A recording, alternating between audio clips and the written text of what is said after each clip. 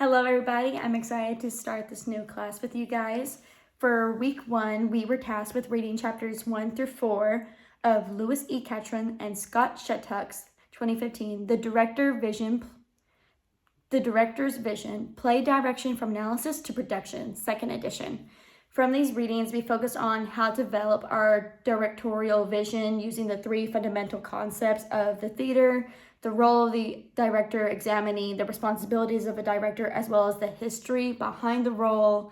We also began studying how to do play analysis, the authors of the book reminding us to take our time reading through a script so that we may be able to build a better connection to the story. And finally, we analyzed how a play is constructed, focusing on the importance of the dramatic question, the protagonist's goal, and the previous action, as well as much more. The first topic I would like to discuss is the importance of trust. From Chapter 2, The Role of the Director, Catron and Shattuck, 2015, point out how actors put a lot of their faith and trust into their directors.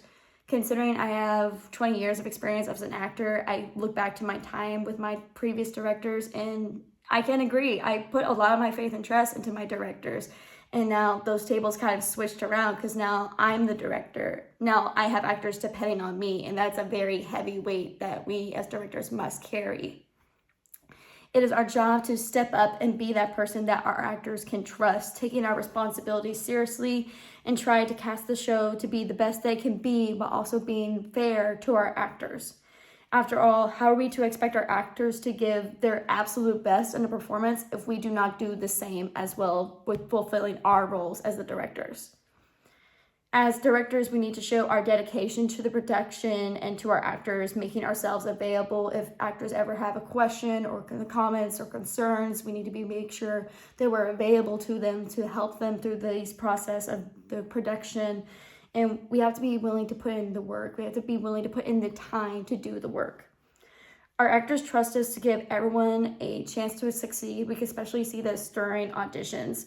At auditions, everyone expects us to be open-minded, to give everyone a fair chance.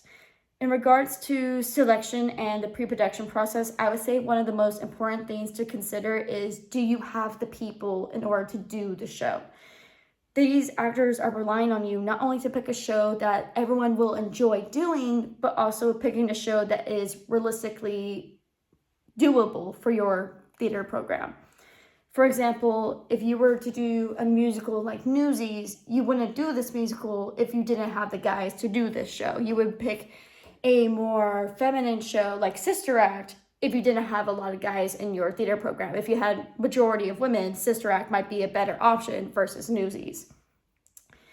When you're considering picking a show, you have to consider the people you have. Do you have the numbers for these shows? Do you have the talent? Do you have the dancers, the singers, the comedians to do these shows? I don't mean to pre-cast the show. I personally hate pre-casting because I don't think it's really fair. But you do need to consider, do you have an idea if certain people within your program are able to do this job that you need to be done? You have to be absolutely confident that if you are to do this selected show, can you successfully direct it and can your actors effectively perform it? The second topic I would like to discuss is the importance of being realistic in your artistic visions and remembering to carefully read through our scripts, especially more than once. In Chapter 3, Introduction to Play Analysis, Catron and Shattuck, 2015, share a quote from Kate Mitchell's The Director's Craft, a handbook for the theater, where she notes it's common for directors to get really excited whenever we're reading a script that we are familiar with and enjoy.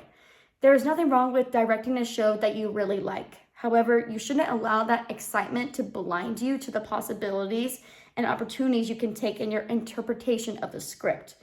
Even when our hearts are pounding and our adrenaline is pumping, we must remember to carefully analyze the script, to picture the scenes in our head, and take the time to read in between the lines.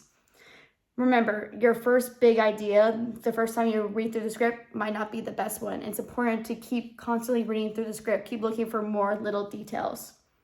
In regards to selection and pre-production process, it is essential that we don't rush this valuable step in the process of putting on a production. This moment to analyze the script, to read through the script, is a valuable opportunity because this is when you're getting to know the show. You're learning the characters, their fears, their wants, their desires, the themes of the play, all things that are very important to the show in order for it to succeed. Don't steal this opportunity away from yourself just because you don't think you have the time or that you know the show well enough. You can always know the show a little bit more. It's all about specificity. It's all about being specific. Take the time. It'll be worth it. Thank you for watching. I hope you have a great day.